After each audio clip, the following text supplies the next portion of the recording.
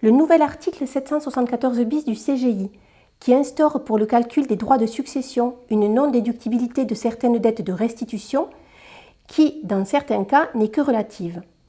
Les héritiers peuvent alors procéder à la distraction qu'il s'avère que cette dette n'a pas été contractée dans un but principalement fiscal.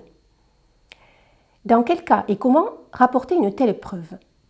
L'analyse de notre spécialiste de ces questions nous sera encore précieuse pour répondre à ces questions face à des commentaires administratifs qui ne sont pas toujours très clairs et sont même parfois contestables.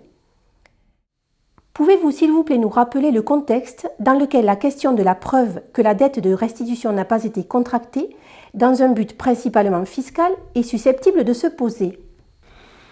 Oui, bien sûr. Le contexte est naturellement celui d'un règlement successoral, et plus précisément, il s'agit de la liquidation fiscale de la succession, au titre donc de l'établissement de la déclaration de succession et du calcul des droits de mutation par décès.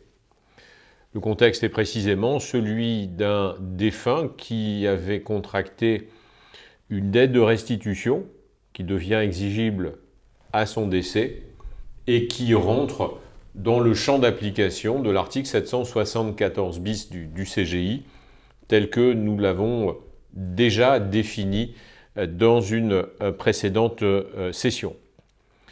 Mais nous sommes ici dans un cas où la non-déductibilité dont est frappée cette dette est relative, ce qui signifie que les héritiers, précisément le nu propriétaire, peut rapporter la preuve pour parvenir à cette déductibilité que la dette n'a pas été contractée dans un objectif principalement fiscal.